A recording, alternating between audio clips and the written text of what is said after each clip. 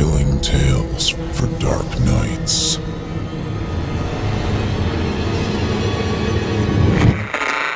Want to make sure you never miss a Chilling Tales for Dark Nights video again?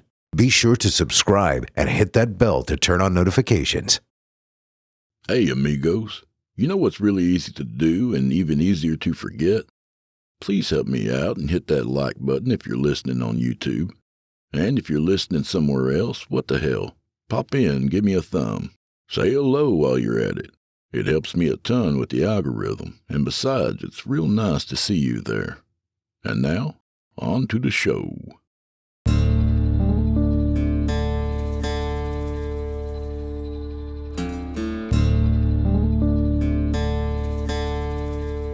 Oh, shit.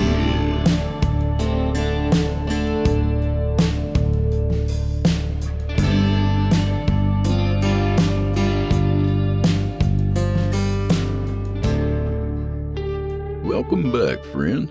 It's May already, huh?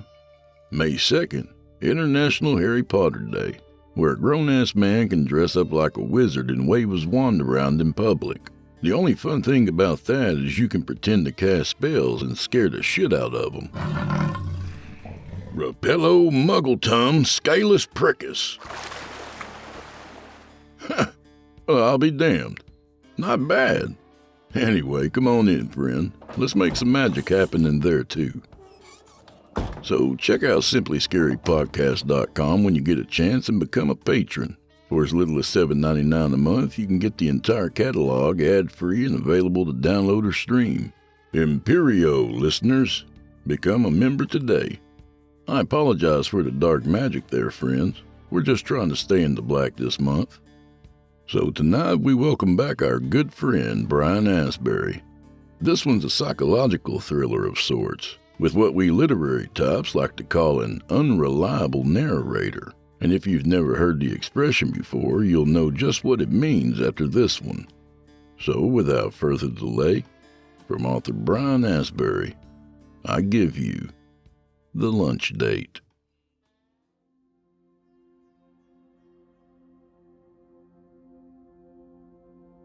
A young couple, Kyle and Shayla, sat eating together at Abu's Indian and Arab cuisine. They had acquired a taste for the food after Kyle began living next to the establishment several months earlier. They would sometimes get the lamb vindaloo, beef shawarma, or Kyle's personal favorite, tikka masala. But while the entrees were good, their buffet offered all these dishes and more, and in endless quantities. Kyle had built up a rapport with some of the restaurant staff, and although few words were uttered because of the language barrier, the servers were always more than welcoming. Up until today, that is. The restaurant had emptied out. It was nearly time for them to shut down for the afternoon, then reopen later in the evening for the dinner crowd. The waitress stopped in front of their booth, holding a pitcher of water in her hand. She smiled warmly.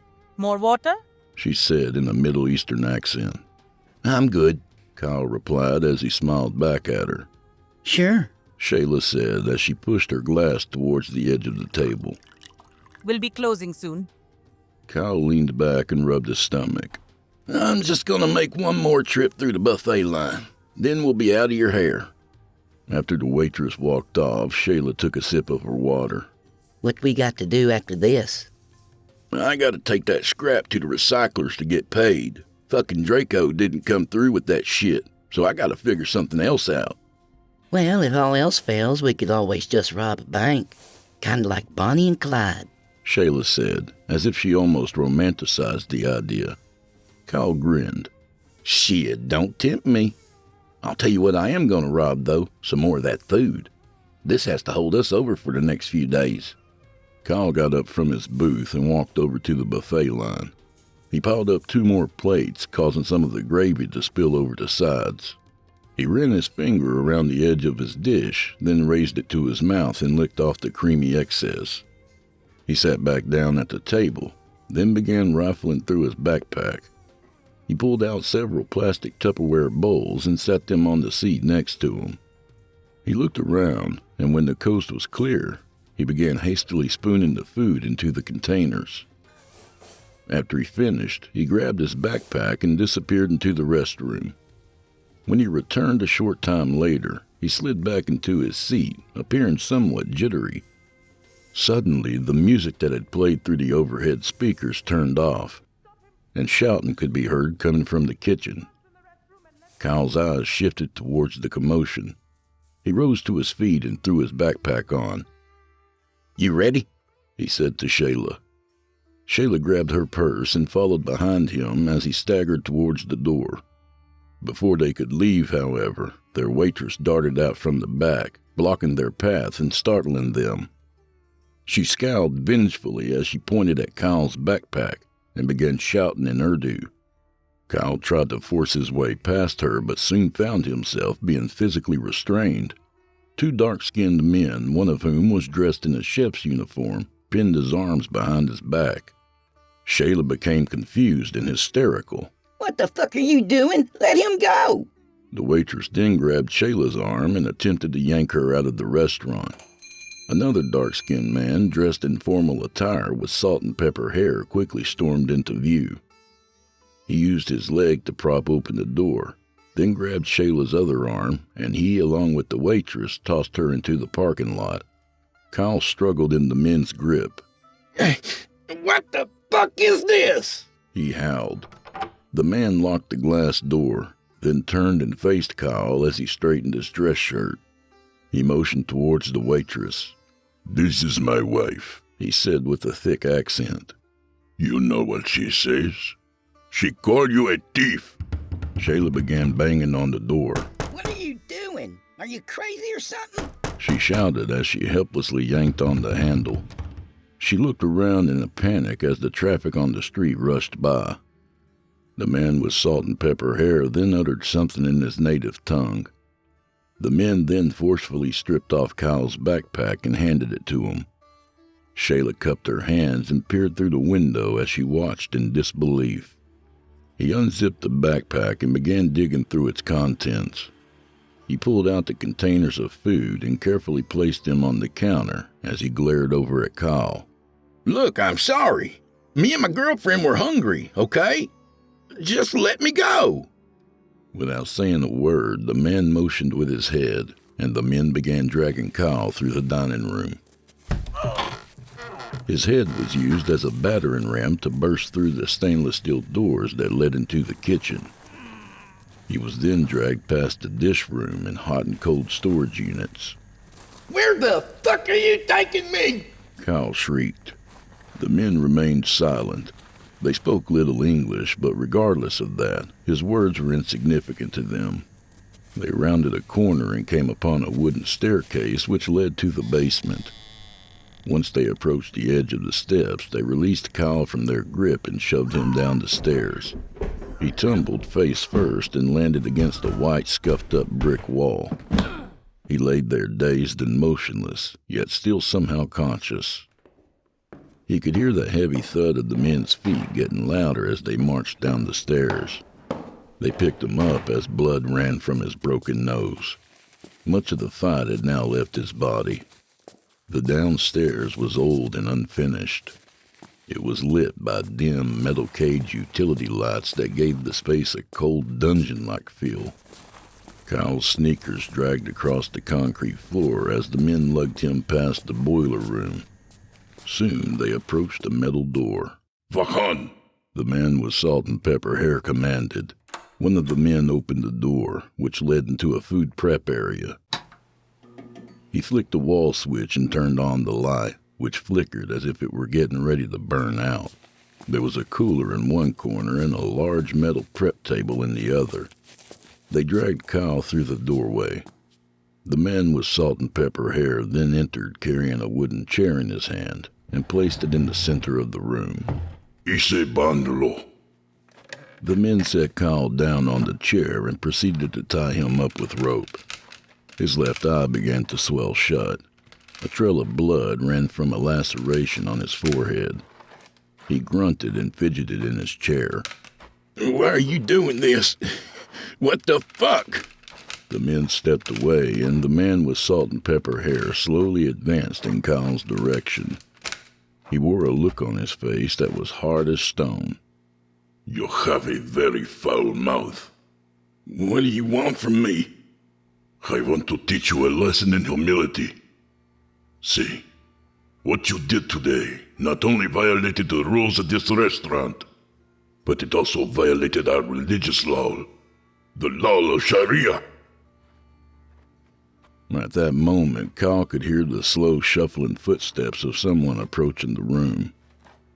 An elderly, slightly hunched-over man then stepped into the doorway and rested against its frame. The two men quickly backed away and bowed their head in respect. The man with salt and pepper hair shifted his eyes toward the old man. He walked over to him, and the two began speaking amongst themselves. He then stepped aside, and the old man slowly lurched in Kyle's direction. Judging by his feeble build, he looked to be well into his hundreds. The flickering light played off his face and cast an unsettling shadow that exaggerated his decrepit features. He glared down at Kyle with disgust. Kyle gazed back at him with a look of dread etched on his face. My son, tell me you steal from us. He hissed with a raspy Middle Eastern accent. The veins in Kyle's temples swelled. Just let me go, man. I'm sorry. I'm fucking sorry, okay? Why are you doing this? The old man bent over and leaned in Kyle's direction. He sneered at him, which exposed his green and black teeth that poked out of his gums like crumbling headstones. He then raised his hand towards Kyle's face and slowly ran his finger up his cheek. When he got to his forehead, he grunted and then brutally dug his dirty, overgrown fingernail into Kyle's open wound. Kyle jerked his head and screamed in agony. The old man pulled his hand away and snickered morbidly to himself. Fuck you, man! The old man quit laughing and stood back up. I don't want to see your face anymore, he grumbled. He then glanced over at the men, who watched from inside the doorway. He uttered something in Urdu, which caused the man dressed in the chef's uniform to storm out of the room. He returned several moments later, carrying a tan gunny sack in his hand. He opened it up and placed it over Kyle's head. Kyle screamed, but his cries were now muffled by the thick burlap material. Infidels are not meant to be heard, the old man said callously. The absence of his side added yet another layer of terror to the unfolding nightmare that he found himself trapped in. Kyle, who was severely claustrophobic, began to hyperventilate. Suddenly, a nauseated feeling caused him to vomit up his lunch. You think that society owes your type something? The old man uttered. He began shaking his head. Well, let me tell you something, mister. We don't owe you nothing. Chewed up bits of food and stomach fluid trickled down the front of Kyle's shirt. The old man scowled. I know that you are a bad person. His eyes then narrowed to little black slits. I know about how you murdered that young girl and hid her body in a dumpster like she was a piece of trash. Kyle was aghast. That girl's death was an accident. That wasn't my fault, okay? He pleaded as he squirmed in his seat. Who are you? How in the fuck did you know about that? Today you'll pay for the crime of theft. The old man looked up towards the ceiling and pointed. Allah will judge you for your other transgressions. He then stared down at Kyle with eyes that burned like hot coals. And what awaits you beyond this life is far worse than any punishment that we could ever inflict. His words were piercing and rang out like a dire prophecy, and Kyle, who was never a religious man, suddenly pondered the thought of eternal damnation. Iska haskatia, the old man said as he turned towards the men. They exited the room and returned a short time later, carrying in their arms an old wooden butcher's table. They placed it on the ground next to Kyle's chair. The man with salt and pepper hair then walked into the room, holding a meat cleaver in his hand as he rolled up his sleeves. Kyle sat terrified as he tried to gauge what was happening around him. You came hungry and we fed you. Then you repay us by stealing from us and leaving syringes in the restroom. You dishonor yourself, and you dishonored this establishment. The man with salt and pepper hair snarled. I'm sorry. I have a problem, okay? I need help. Kyle exclaimed as he tried to garner sympathy. The man then uttered something, and both men grabbed Kyle's arm and pinned his hand down on the table. No, let me go. What the fuck? He blurted out as he fought to free himself. The man with salt and pepper hair began to walk towards him as he carefully ran his finger up the meat cleaver's razor-sharp blade. He stopped next to Kyle and paused as he glared down at him. You could see his chest rise and fall as he breathed. Suddenly he looked up towards the ceiling. Allahu Akbar! He shouted at the top of his lungs. Then he looked down and gazed at Kyle maniacally. He cocked back his arm and with a single forceful blow, chopped off Kyle's hand with the meat cleaver. Kyle wailed in agony as his mutilated hand rolled onto the ground. The men then released his arm as blood pumped out of his severed limb like a crimson fountain. Now go. Go and die like a dog in the street. The old man hissed mercilessly. Following his cue, one of the men then pulled out a knife that was attached to his belt. He approached Kyle from behind and began to cut him free. The rope finally tore and fell to the ground. Kyle rose to his feet and pulled the gunny sack off his head, his face pale and grimacing. He gazed down in horror at his missing hand as the men all looked on, stony-eyed. He then staggered forward as blood began to pool on the ground next to him and stained the air with an iron stench. He stumbled through the basement, bracing himself against the wall as he eyed the staircase off in the distance. His legs grew heavier with each step. When he finally reached the stairs, he rested against the wall and peered up towards the top dauntingly. He then grabbed onto the railing and began to drag himself up the steps. When he reached the top, he turned and saw the exit door. He hit the crash bar and fell onto the ground outside in the alley. He rolled around in a daze, then got onto his knees and began to crawl towards the street. He grunted in agony. Help! Help me! His dying cries reverberated. Suddenly, off in the distance, he caught a glimpse of what looked like Shayla rushing by on the sidewalk between the two buildings. Shayla! He shrieked, but she had already scurried by.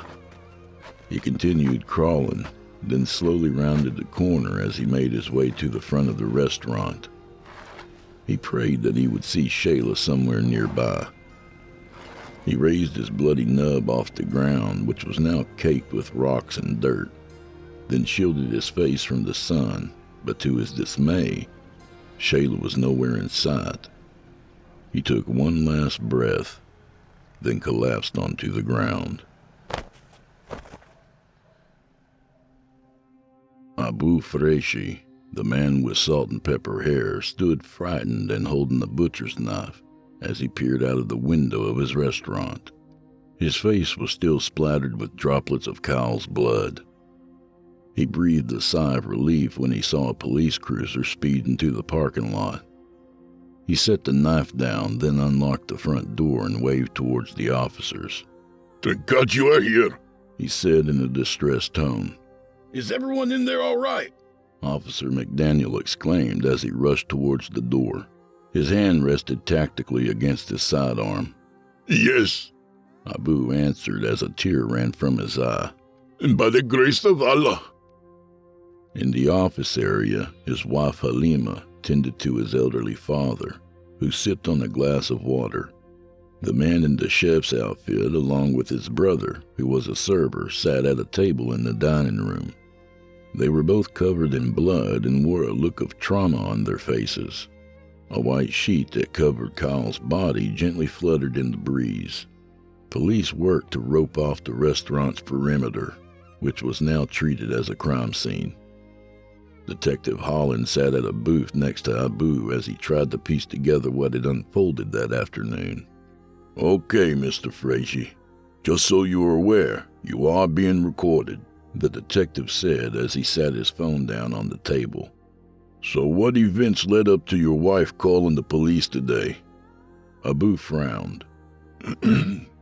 First of all, I want you to know that this is very difficult for me to discuss. We knew that man. He lived in the alley next to the restaurant. Sometimes he would beg for food and we would feed him. So he was homeless? The detective asked. Yes. He seemed to be a bit unstable mentally, but for the most part harmless.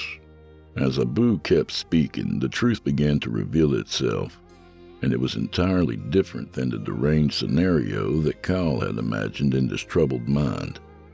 It was a frigid fall afternoon, and Abu and his wife had allowed Kyle to come inside the restaurant to warm up. Once inside, he was offered food from the buffet.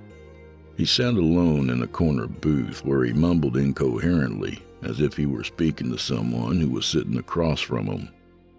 That someone was Shayla Baker, a 19-year-old homeless woman who he had briefly dated. She had died 2 years earlier after Kyle had strangled her and then disposed of her body inside of a dumpster. He was a paranoid schizophrenic and a heavy drug user. He had scored some PCP earlier in the day and began shooting up in their restroom. Abu's wife had discovered the used syringes that were littered on the restroom floor and became upset. When she confronted Kyle, he became argumentative and refused to leave. Abu heard the shouting and quickly rushed to his wife's aid. He was soon joined by the other two men, and together they tossed Kyle out of the restaurant. I should have called the police at that moment, but I never expected the situation to escalate like it did, Abu said to the detective. So did the perpetrator leave after that? We watched him from the window. He was throwing his arms in the air and yelling and cursing in the parking lot, like someone was attacking him. Were there any other customers around who may have witnessed this? Abu shook his head. No. The restaurant was empty. We had just closed. Do you have any surveillance footage? Yes, we have cameras throughout the restaurant. That's good. Did you happen to notice where the perpetrator went after he left? No, we eventually lost track of him. We figured maybe he moved on. But Kyle didn't move on. Instead, he waited, lurking in the shadows and high on PCP. A few hours later, Fahad, the man who was the server, peeked his head out the side door and scanned the alley. With no sign of Kyle, he grabbed a few bags of trash and began walking towards the dumpster. He took a few steps when a rat suddenly scurried by, startling him. He stumbled backwards, then paused and took a deep breath. He looked around somewhat anxiously, then continued on his path towards the dumpster. "Hey!" A menacing voice suddenly called out from within the darkness. Fahad jumped, then froze in consternation. Kyle then stepped out from hiding behind a light pole. He had stripped off all of his clothes after the voices had told him to get undressed. Fahad's eyes gaped open in terror. He dropped the trash bags and began to back away. Kyle's brow furrowed and his eyes darkened. Why do you keep hurting me? He roared as he walked in Fahad's direction. Fahad turned back towards the door and took off in a sprint. Kyle then bolted after him. Samir, the man who was dressed in the chef's uniform, was dicing vegetables when Fahad suddenly burst through the door. Fahad exclaimed in a panic. He frantically dug through his pocket as he reached for his keys, but before he could lock the door, Kyle began trying to force his way into the restaurant. Samir threw his knife down and began shouting as he darted towards the door. Kyle managed to knock Fahad back far enough to slip his hand through the opening. It flailed around wildly and grabbed at the air. Samir began pushing on the door with all his might as he and Fahad fought to barricade it shut. Abu suddenly burst into the kitchen after hearing the commotion. He began assisting the two men and shouted for his wife to call the police. Abu shook his head despairingly as he recalled the event. It was like he was a demon or something. It took everything we had to hold him back, he said to the detective. So at what point did you decide to sever the perpetrator's hand? Abu grimaced. Detective Holland gestured to him. It's okay if you need to take a minute. I know that you have all been through a lot today. Abu lowered his head and rubbed his face distraughtly. He then looked back up as his bloodshot eyes welled up with tears. When I look at my wife and father, I knew I had to protect them. Abu's elderly father wandered into the kitchen and began trying to help. Halima hovered nearby, unsure of what to do as she spoke on the phone to 911. Grab me the meat cleaver, Abu barked. She grabbed the giant meat cleaver off the magnetic knife strip that was attached to the wall and handed it to him. Kyle's fiendish cries continued to resonate through the alley. With his superhuman strength and no perception of pain, he was now able to push his body to man's true limits. Each time that he flung himself against the door, the men were knocked backwards. Abu raised the meat cleaver over his head, then gritted his teeth and began violently hacking at Kyle's wrist. I was stunned. I thought that maybe after the initial blow, he would have left, but it was like it didn't faze him, Abu said in a baffled tone. His hand was barely hanging on by a few strands at that point, and yet he just kept coming. The detective shook his head. Unfortunately, it's not uncommon for people who are high on narcotics to feel invincible or be desensitized to pain.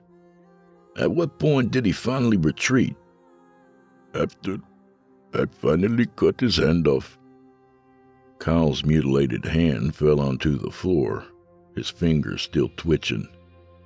Fahad kicked the hand out into the alley, and the men were finally able to slam the door shut. After that, we locked the door and grabbed weapons in case he tried to get back in. Then a little while later, the police arrived. I don't know if you saw it or not, but the perpetrator passed away right outside your building. So we're having to treat this as a homicide. Abu nodded grimly. I understand. Did you have anything else that you'd like to add? The detective asked. Abu shook his head. No. The detective then grabbed his phone off the table and got to his feet. Thank you for your statement, and I'm sorry for what you and your family had to go through today. Thank you, Abu replied. I just need to interview the other individuals who were involved, and then I'll be finished here. After Detective Holland walked away, Abu remained seated at the booth, staring vacantly into the distance. A few minutes later, he stepped into the restroom to wash up. He turned on the light, then glanced at himself in the mirror. He dispensed some soap into his hand, then worked it into a lather as he bent over and began washing his face in the sink. He grabbed a paper towel off the counter and patted his face dry. To his horror, when he opened his eyes and looked back into the mirror, he suddenly saw Kyle standing behind him. He scratched at pick marks on his skin, and blood spurted from his severed hand. Abu spun around in a panic, but there was no one standing behind him. He began hyperventilating as he looked around in confusion. He then fell back against the wall and clutched his chest. He looked as though he had almost seen a ghost.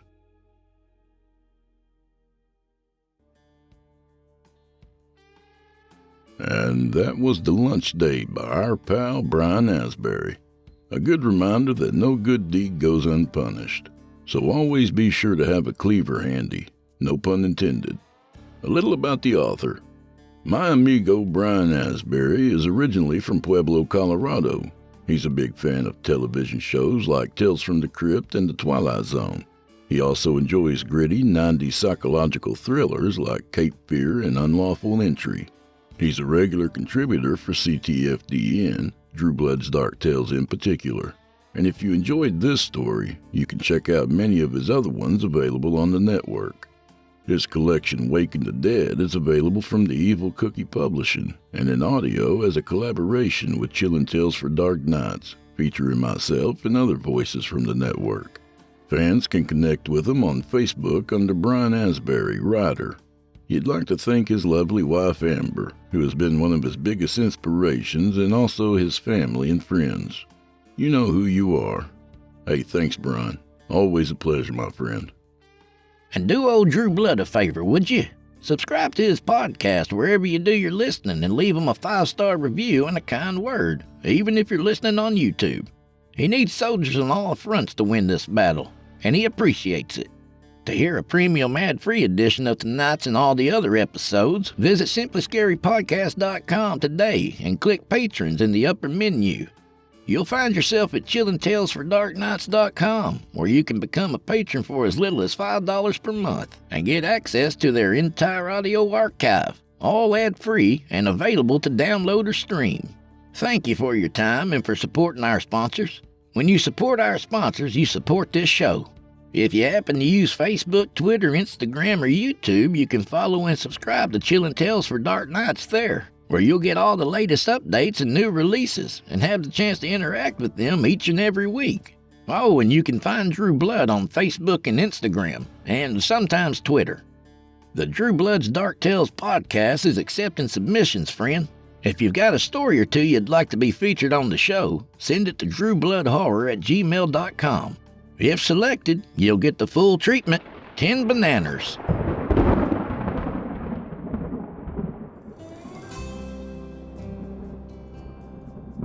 Well, I guess this is where we part ways, at least till next time. Chester and I will be waiting for you over at the Crimson Hour tomorrow night.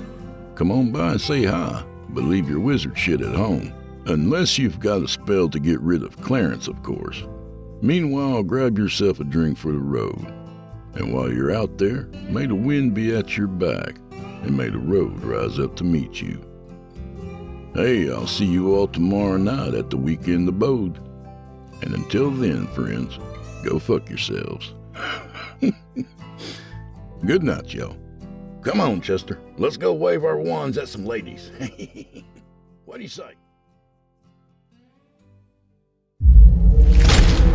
Chilling Tales for Dark Nights.